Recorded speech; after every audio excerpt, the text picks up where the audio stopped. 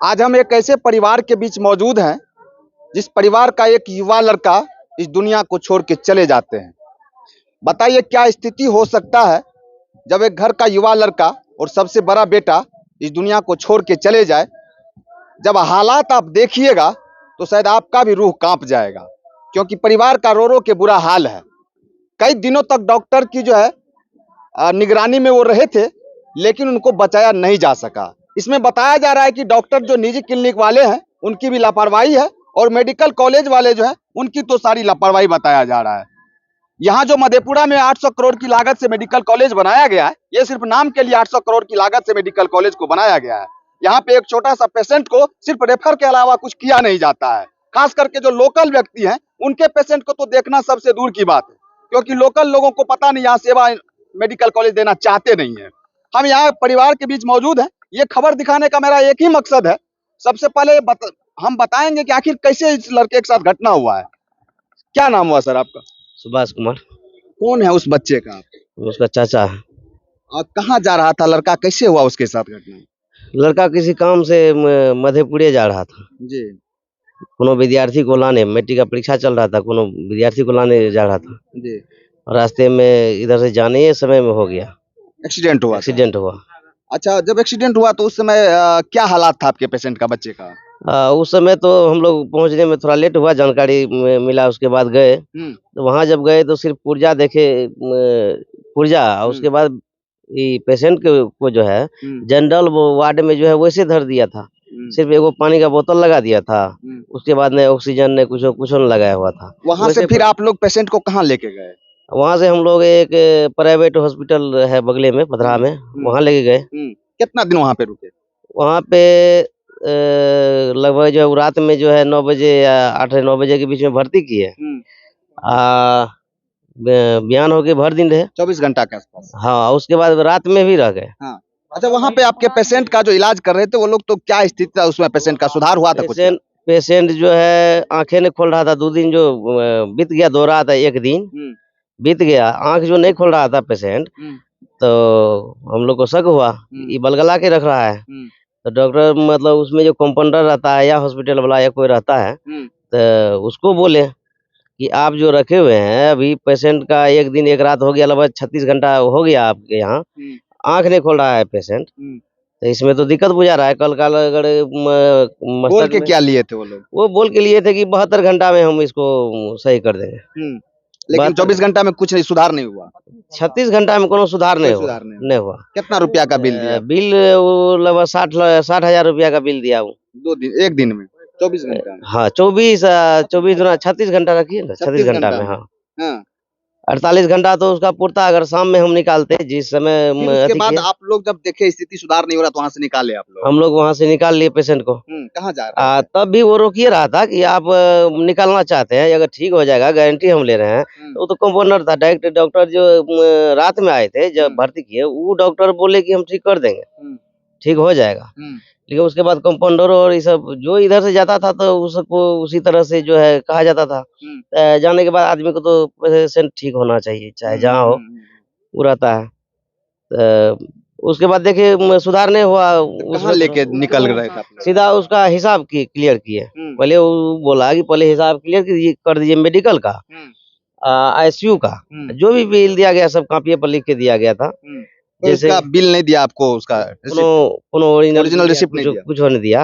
उसका कहने का मतलब था कि हमारे पास अभी कंप्यूटर का सुविधा नहीं है जो कंप्यूटर बिल देते। वहाँ से निकाल के पेशेंट को कहाँ लेके गए आप? वहाँ से निकाल के सीधा जो है पेशेंट को हम लोग सिलीगुड़ी पहुँचे। अच्छा। लेकिन पहुँचे नहीं, रास्ते में ही यहीं पे जो है एगो 2000 में कंपाउंडर जो है वही करके दिया। एगो एम्बुलेंस लिए। मतलब रास्ते में नहीं पहुंच पाए आप लोग? रास्ते में खत्म हो गए? नहीं पहुंच पाए। उसे लगभग ठाकुरगंज जो है ना, वहाँ जाते जाते। क्या नाम था लड़का का? दिलखुश कुमार। पिताजी का नाम उसका? सुनील कुमार।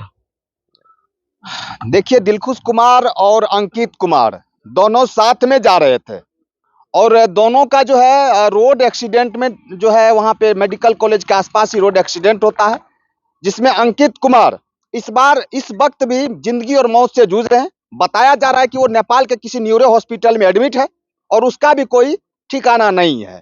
लगभग आज 4 से 5 रोज हो गया है। आईसीयू में भर्ती है और जिंदगी और मौत से वो भी जूझ रहे हैं। आप लोग भी दुआ करिएगा। कम से कम एक दोस्त तो चले गए हैं, दिलखुश कुमार, लेकिन अंकित जो है इस वक्त जिंदगी और मौत से जूझ रहे हैं नेपाल के किसी न्यूरो हॉस्पिटल में। जरूर दुआ करिएगा, कम से कम एक लड़का जो बचा है उसका जिंदगी सुरक्षित हो। बाकी और हम बात करेंगे। देखिए इधर सारे लोग बैठे हुए, इस दुख की घड़ी में सब परिवार एक साथ बैठ के दुख गम मना रहे हैं। कुछ करने का कोई जरूरत नहीं है, सबका दिमाग काम नहीं करता है, क्योंकि एक युवा लड़का जब इस परिवार को छोड़ के चले जाए तो आप समझ सकते हैं कि परिवार का क्या हालात होगा। आप कौन है सर? हम चाचा लगेंगे उसको। आप कहाँ थे उस वक्त जब एक्सीडेंट हुआ था उनका? कहाँ थे आप? हम यहीं थे, मेरा दुकान है, हम दुकाने पे थे। दुकान पे तब फोन आया, इधर खबर हुआ, तो हम गए यहाँ से। यहाँ से गए तो वहाँ उसका एगो पानी लगल था, कोई देखने, हम मेडिकल कॉलेज में कोई देखने वाला उसको नहीं था। हम लोग डॉक्टर के पास जाते थे तो डॉक्टर हम लोग को फटकार देते थे। अच्छा, रुकिए आप लोग शांत रहिए, हम लोग करते हैं। जब बहुत हम लोग हल्ला किए तो एक डॉक्टर आया, एक पुर्जा निकाला, तुरंत उस पर रेफर लिख दिया। अच्छा, रेफर लिख दिया। उसके बाद उसको देखने वाला कोई नहीं था। रेफर लिख दिया, बोला कि एम्बुलेंस। हम 102 पे फोन किए एम्बुलेंस के लिए। एम्बुलेंस वाला रेफर नंबर मांग रहा था, हम लोग नहीं जान रहे थे रेफर नंबर किसको कहता है। हम डॉक्टर साहब को जब तक गए पूछने के लिए, तब तक एगो दलाल मिल गया। दलाल मिला कि तुरंत एम्बुलेंस हो जाएगा। दलाल फोन किया, आया एम्बुलेंस। प्राइवेट एम्बुलेंस था? प्राइवेट एम्बुलेंस था। प्राइवेट एम्बुलेंस आया। प्राइवेट एम्बुलेंस आया तो वही दलाल कहता है कि एगो बगल में न्यूरो का बढ़िया हॉस्पिटल है, लाइफ केयर। वहाँ हम लोग, तब तक हम लोग हदास थे। तो आप जो समझाइएगा वही ना हम लोग समझेंगे। तो हम लोग लेके चल गए वहाँ, वो दलाल पहुंचा दिया। दलाल साथ में गया, एम्बुलेंस पे बैठ के वो दलाल पहुंचा दिया। पहुंचाने के बाद वहाँ डॉक्टर साहब नहीं थे, उसमें नहीं थे। नहीं, डॉक्टर साहब नहीं थे। उसका जो कंपाउंडर साहब है वही 4-5 वो था, सब ले लिया, भर्ती कर लिया, आईसीयू में दे दिया। तब आधा पौने घंटा के बाद डॉक्टर साहब आए। डॉक्टर साहब देखे, मगर डॉक्टर हम लोग थे कि नहीं थे वो नहीं पता है। अच्छा, वो पता नहीं। जब हम लोग एक रोज बाद देखे, जब डॉक्टर साहब से व्हाट्सएप पे दवाई लिखवा रहा है, अच्छा, तो हम लोग अपने में बात किए कि गलत नर्सिंग होम है। अच्छा, हम लोग तब विचार किए कि नहीं, इसको यहाँ से निकाल लेना चाहिए। यहाँ हम लोग फंस गए। कितना रुपया का बिल दिया था? लगभग 60-70 हजार का बिल दे दिया। चलिए देखिए क्या हालात है मधेपुरा के निजी नर्सिंग होम वाले का। डॉक्टर रहे या ना रहे, लेकिन एडमिट पहले ले लेंगे, क्योंकि उनको तो भैया बिल बनाना है। आपका पेशेंट सुरक्षित हो अथवा नहीं हो, उससे उसको कोई फर्क नहीं पड़ता है। और ये मेडिकल कॉलेज की बात जहां तक है, ये दलालों का अड्डा बन के तैयार हो गया है, क्योंकि यहाँ ये मेडिकल कॉलेज नहीं बल्कि दलाल का अड्डा है। यहाँ पे आप अगर जाएंगे, आपका पेशेंट जो है सीरियस है, तो वहाँ पे आपको 10 ऐसे दलाल मिल जाएंगे कि आप चलिए फलाने हॉस्पिटल में, वहाँ पे अच्छे डॉक्टर हैं, अच्छा इलाज होता है। लेकिन यहाँ मधेपुरा में सिर्फ इलाज के नाम पे लूट होता है। कुछ निजी क्लिनिक वाले इस तरह का कार्य करते हैं कि डॉक्टर नहीं है लेकिन उनको एडमिट कर लेते हैं। हम आप लोगों को कहना चाहेंगे कि मेडिकल कॉलेज में किसी दलाल के चक्कर में ना पड़े।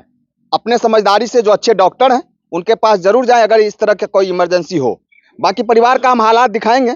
ये खबर कोई खबर नहीं है, बस दिखाने का मेरा एक ही मकसद है कि खास करके मेडिकल कॉलेज में दलाल जो बहुत ज्यादा हैं, उसके चक्कर में जो लोग पड़ते हैं, कहीं ना कहीं उस ठगी का शिकार हो जाते हैं। बाकी और एक रिक्वेस्ट करेंगे, एक आग्रह करेंगे खास करके युवा लोगों से भी, जब भी बाइक पे चलें हेलमेट का जरूर उपयोग करें, हेलमेट का प्रयोग जरूर करें, क्योंकि आप तो चले जाते हैं लेकिन परिवार का क्या हालात होता है, क्या स्थिति होता है, आप इस कैमरे के माध्यम से, इस वीडियो के माध्यम से देख सकते हैं। ऐसा नहीं, हम लोग कई वीडियो बनाते रहते हैं इस तरह का, एक्सीडेंटल कोई केस हम लोग करते नहीं है वैसे, लेकिन ये वीडियो बनाने का मेरा एक ही मकसद है कि जो युवा लोग, आप गाड़ी चलाते हैं रोड पे तो थोड़ा सावधानी से जरूर चलाइए भैया। आप चले जाते हैं लेकिन माता का हालात देखिए, परिवार का हालात देखिए, आपके दोस्त हित नाता जो भी है उनका हालात बहुत बुरा हो जाता है। इसलिए रोड पे चलिए, सुरक्षित चलिए, हम यही निवेदन करेंगे। बाकी देखिए परिवार का क्या हालात है, स्थिति ऐसा है कि हम किसी से बात नहीं कर सकते हैं। अब चर्चा करते हैं और ये लोग रोना शुरू कर देते हैं। हम क्या बात करें इनसे, क्या पूछे इनसे, पूछना क्या जरूरी है,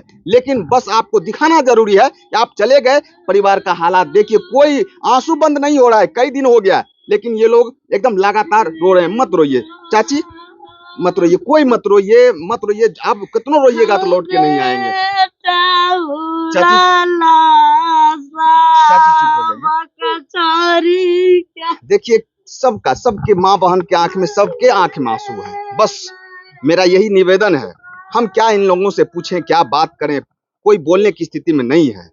हम बार बार यही निवेदन करेंगे कि थोड़ा सा सावधानी बरतें और जब भी बाइक पे चले हेलमेट का प्रयोग जरूर करें। बाकी आप लोग इस खबर को ज्यादा से ज्यादा शेयर करिएगा। मेरा ये खबर दिखाने का एक ही मकसद है, युवाओं को प्रेरित करना। और युवा लोग जो चलते हैं बाइक पे तो पता नहीं जोश और जुनून में सब भूल जाते हैं कि हमको कहाँ जाना है और कहाँ आए थे। बाकी टीवी टाइम्स देखने के लिए बहुत बहुत धन्यवाद। जय हिंद।